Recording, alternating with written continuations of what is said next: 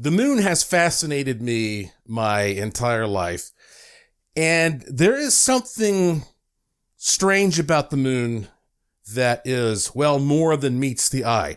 You know, my good friend, the late, great Jim Mars, he wrote a book called Alien Agenda, and he talked about all of these bizarre characteristics of the moon, that the moon seems to be somewhat hollow, that when a meteor hits it, it rings like a bell, like a metallic bell. And he also said that there were vapors, water vapors and such on the moon. And people said, oh, that's a bunch of baloney. Well, guess what? It's true. They actually have figured out now that there is a slight atmosphere on the moon, and there are some water vapors. And a lot of the things that Jim Mars wrote about back in the early 90s are now considered true. But I was even more amazed by something that really hit home for me very personally. When I was a teenager, I met a man named Charles Yost, who became sort of a mentor to me.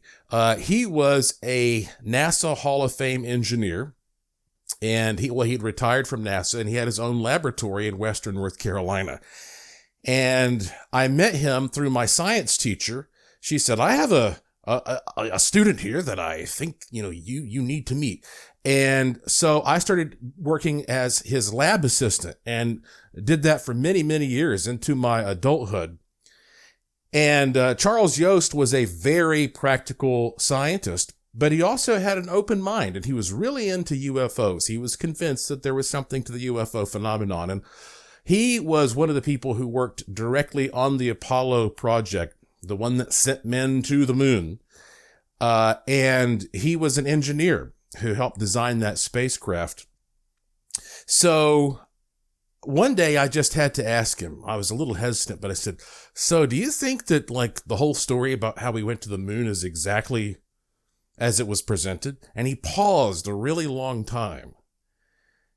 And then he said, well, I have two things. He says, number one, it was such a complex operation. It seems miraculous that everything just went right.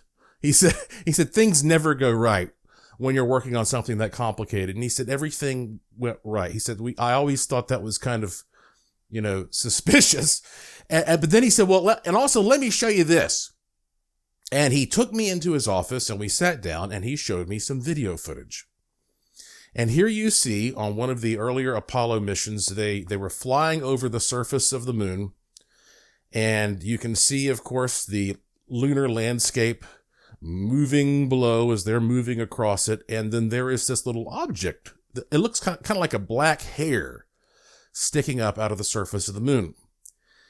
And then right as the craft is about to pass over it, something that looks like a little puff of smoke comes out of it and drifts a second to the right. And then the footage ends. And he said, at the height they were flying, to scale, that thing would be I think he said 1,000 feet tall. So what looks like a smokestack coming out of the moon, ejecting a puff of smoke or some kind of vapor, is captured on this official NASA footage.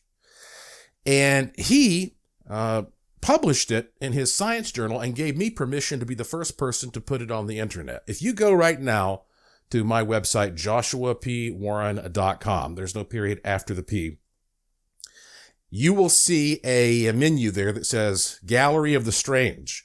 And if you click that menu, then it opens up all these really fascinating subcategories.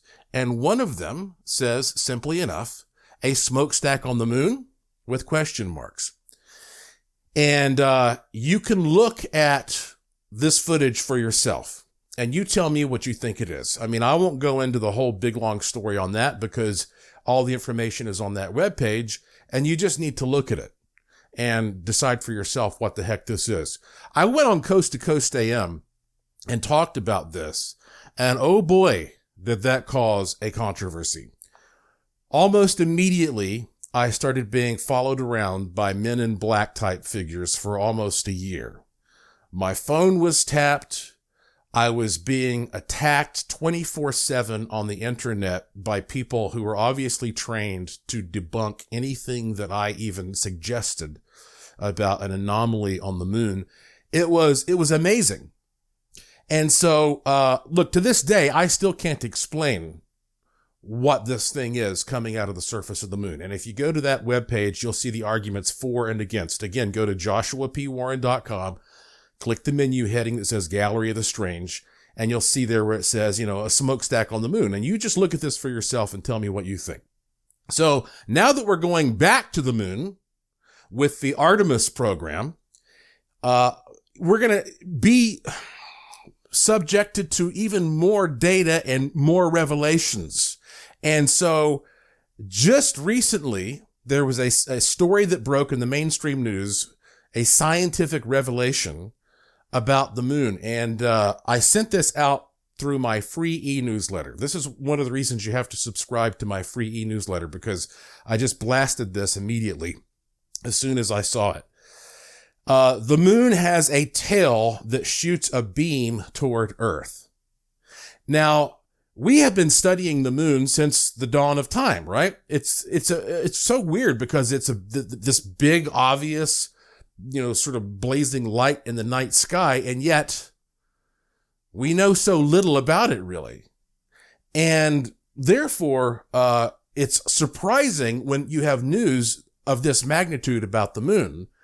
All this time, there has been a beam shooting from the moon toward the Earth, but we have not been able to see it with our naked eyes. We are now seeing it because we have very special technology, cameras that are sensitive to this range of light.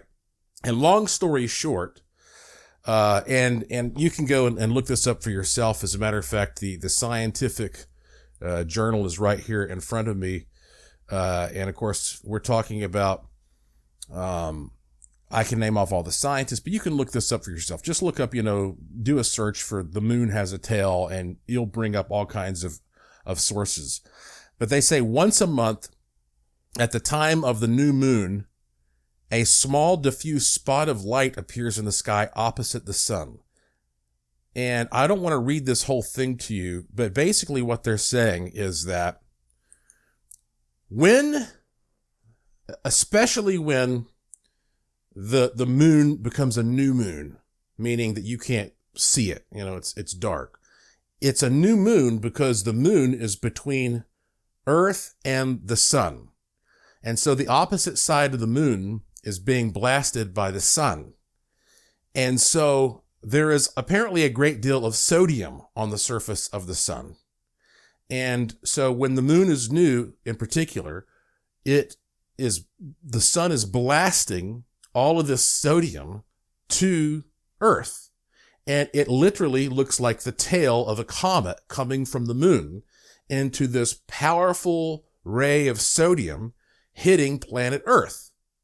And to some degree, it happens, all the time, but it's when the moon is new is when it's happening most prominently. And this is amazing to me because, okay, obviously sodium is a component in salt. And when you add salt to water, it becomes more electrically conductive.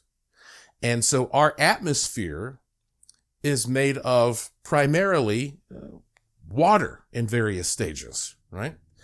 And so that means when a beam of sodium is shooting toward Earth, that maybe the Earth's atmosphere is more conductive around the new moon. So if that is the case, does that mean there is more paranormal activity possible around a new moon? Hey, did you hear the audio that NASA released of the new Mars rover on the surface of Mars? I am really following this rover closely because I got the honor of seeing this rover called Perseverance here on Earth at the Jet Propulsion Laboratory, seeing it in person, thanks to my friend, Mr. Corby Waste, who works for JPL. And I got to see this thing with my own eyes, and now it's up there on Mars, roving around.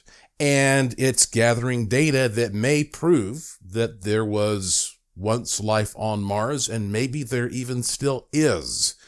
But anyway, NASA released just some audio of what this thing sounds like as it's rolling around the surface of Mars. It's kind of interesting. Here, listen to some of it. This is the sound of wind on Mars.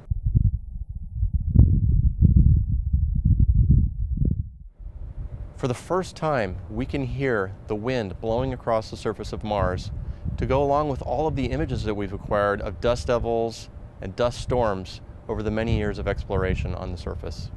This is the sound of the rover driving on Mars.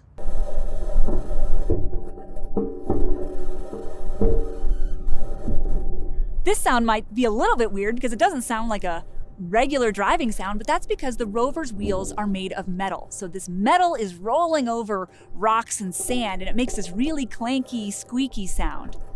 Next, we have the SuperCam laser zapping rocks. We've taken a lot of pictures of rocks that have been zapped by the SuperCam, the little marks in the rocks, and for the first time we can hear these laser shots. When it zaps a rock, it actually makes a sound. We can listen to that sound and learn something about the properties of the rock that we're analyzing. This is one of my absolute favorite sounds. This is the sound of a helicopter flying on Mars. We used this sound to actually understand the propagation of sound in general through the Martian atmosphere. And it turns out that we were totally wrong with our models. The Martian atmosphere can propagate sound a lot further than we thought it could. This rover, it's maybe the size of like 2 or 3 golf carts and $2.2 billion.